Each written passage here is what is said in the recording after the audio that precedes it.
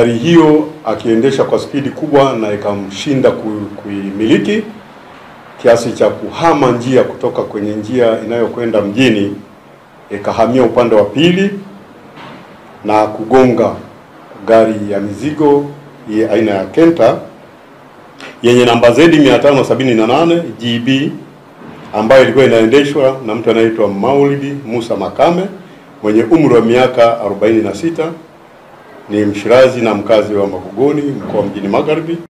Wote tuliopata ni 18, 8 wanawake, 6 wanaume, 1 mtoto mchanga na 3 waliofariki. Na wote tumefanikiwa kupata majina yao, lakini kasoro mmoja tu aliyefariki, mmoja ndo hatupata. Hao wengine wote wanaendelea na matibabu.